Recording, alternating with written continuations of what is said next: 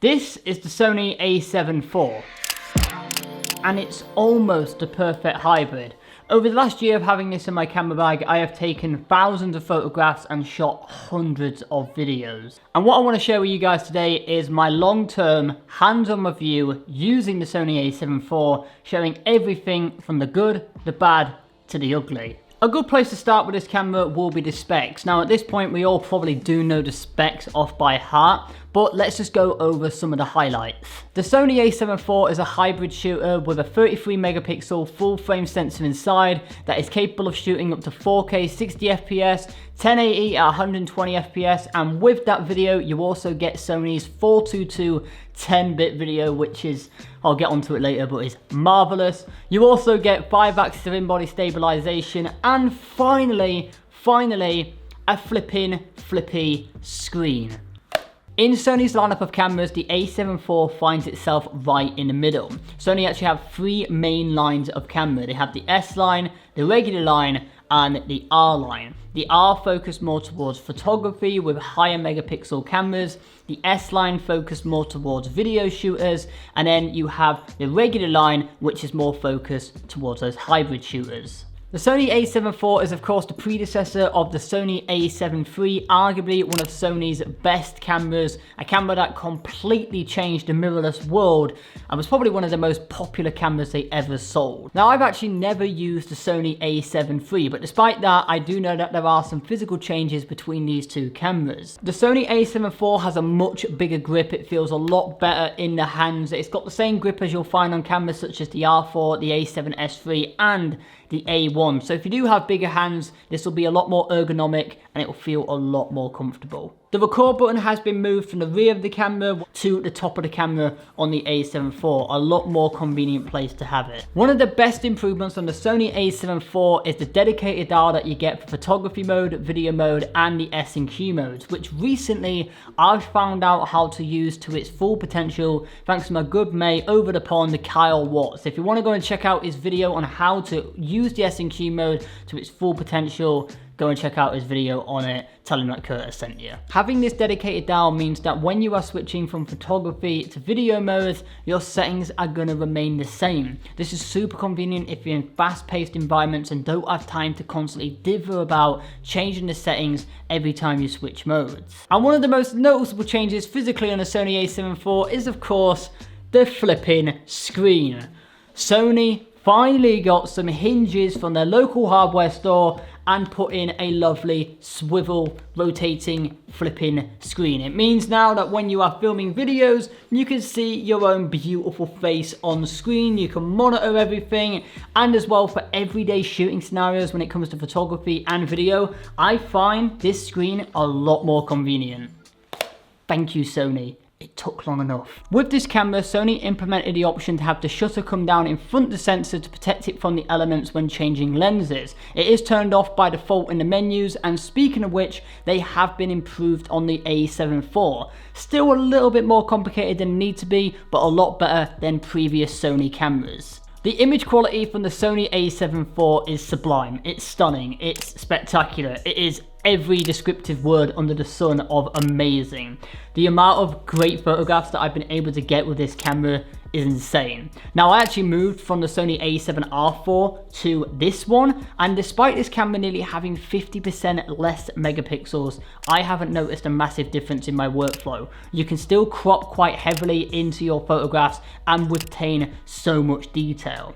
Another great thing about having 33 megapixels over something like 61 is it's not too much. It doesn't start struggling in lower light conditions. I love shooting at night with this camera, and I've done a lot of POVs with it. If you want to check out some of them, I'll leave them linked in the description below and in the eye corner as well. Let's not forget to mention the autofocus on the A7 IV, which is sublime. I have not been let down in any scenario shooting with this, and I have shot a lot of different scenarios. I've been in helicopters, I have shot motorsports, I have shot rallying, I have shot motorbikes, I have shot street photography, landscapes. I've even shot my sister's wedding with this camera. That was my gift to her. I didn't know what to get her as a wedding gift, so I said I'll do your photography for free. And and the photographs I got were amazing, and the autofocus on this camera just didn't let me down in any scenario. I can say with confidence that if you get this camera, the autofocus won't let you down. It's like it's reading your mind, okay? It's like it knows where you want the focus to be,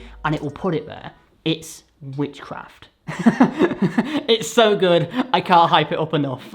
Switching over to the video side of things with the Sony A7IV, this is where I have some mixed thoughts, where some people might disagree with me, but it'll be interesting to hear your thoughts on this as well. But let's first dive into what ultimately sold me on getting this camera. 422 10-bit video, that is what ultimately sold me on getting the A7IV. For the longest time possible, I've wanted this internally on a camera, and I'm now so stoked to have it. Anytime I'm shooting video with the A7IV, I'm always using S-Log3 because I find you get the most amount of flexibility and you also get the most amount of dynamic range, and in post I can push and pull however I want, and I can always achieve my desired look, aesthetic and feel to the visuals that I'm creating. With the Sony A7IV you can shoot up to 4K 60, but when you are shooting at 60 in 4K, you do have a 1.5 times crop, and this was something that was criticized upon the release of this camera, and I am one to still stand by this when I say that this camera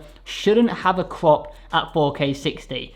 It's £2,500 brand new, and for that price I want 4K uncropped. I think we can agree that one of the main competitors to this camera is the Canon R6. It's at a very similar price point, and it also has 4K 60. However, I believe, please correct me if I'm wrong in the comments below, I don't believe the Canon R6 has a 4K crop at 60.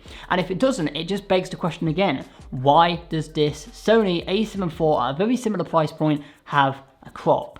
But then again, the Canon will probably have to spend half its life in the freezer so it doesn't melt itself. This is a great way of pissing off both sides. Canon users, Sony users, all I need to say next is Nikon is useless and I've hit a home run. The other problem I have with the Sony A7IV, I'm really treading on thin ice here with the Sony community. You're going to throw me out and feed me to the wolves. You're going to make me use a Pentax, aren't you? Please, that's a fate worse than death, but just bear with me. 1080 at 120 FPS can only be achieved with the S&Q modes.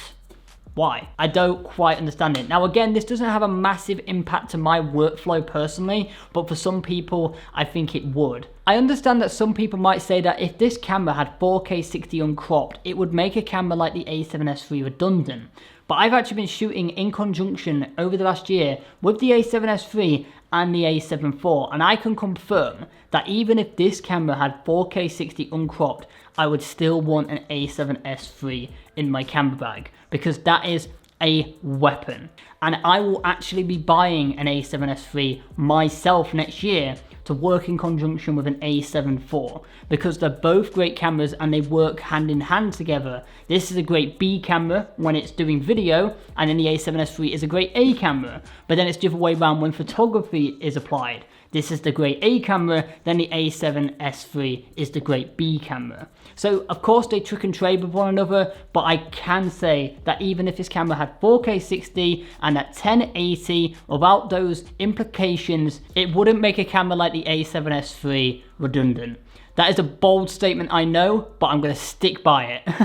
Now, I am making the 4K crop sound worse than it actually is. In most shooting scenarios and for most people, it won't have a significant impact on your content. In actual fact, some scenarios, it might be a benefactor because you'll be closer to your subject. And usually when you are shooting slow-mo, you want it for more detailed kind of shots. If there is a time though where I do need to shoot 4K 60 and I want to be wider, then I would switch over to my 16-35 because at its minimum, this is 24mm, and usually for what I'm shooting, that is wide enough. However, there are a few scenarios where I think this camera wouldn't suit your needs. The first one is if you're shooting real estate or showrooms. I don't believe there's a wide enough lens, as far as I'm aware, that will overcome that 4K 60 crop. Also, weddings might be another scenario where the A7IV wouldn't cut it, because a lot of wedding filmmakers love to shoot 4K 60 but have a full frame sensor, and I think if you're shooting in those kind of categories, this camera isn't for you. Let's talk about autofocus for video, and just like with photography, it's insanely good. iFocus always hits the mark. The tracking does an amazing job, and I love the extra customizable options you get with this camera. Options such as the Gamma Assist display, the red record box on your screen, the AF transition speed, the subject shift sensitivity, just to name a few, makes this a powerhouse if you are a solo filmmaker. The Sony A7IV also has dual SD card slots, with one of those slots being able to take a CF Express card. Now personally, I don't think you need a CF Express card with this camera. I'm just running on fast SD cards and it's plenty enough for me. Having dual card slots is super helpful because you can always shoot simultaneously to both cards, or you can just shoot to one of them and have one of them ready to go so you have extra storage in one go. Battery life on the A7IV has been significantly improved, but of course that depends on what you're shooting and for how long for. But for me, when I'm shooting a heavy video, I can probably get about 3 hours on a single battery, which is pretty good to be fair. Overheating has been a concern with the Sony A7IV, and I've had a lot of people messaging me asking if I've had any problems. Now I'm really happy to actually say I haven't. In my whole time using this camera, I have not once had a warning telling me that the camera's getting too hot, and I've not had it shut down because of the heat. You can prioritize record time over overheating with this camera. What you can do in the menus is switch it from standard to high. And then what you can also do, here's a couple of shooting tips for you, is shoot short bursts at 60. Don't leave it running for like 20-30 minutes. But to be fair, even when I have done that in summer heat, in the UK, I've not had a problem. But to be fair, it depends where you are in summer, because the UK summer probably a lot colder than somewhere like Australia, for example. If you are going to be shooting 4K 60 for longer periods of time, what I do recommend is bringing the screen out so it will distribute that heat. If you guys do want to know how I've set up the Sony A7IV with a full in-depth guide, I have already done one on the channel. It's linked in the eye corner and in the description below. Here's my conclusion then on the Sony A7IV. Despite the 4K crop, it is Sony's best hybrid camera for the money.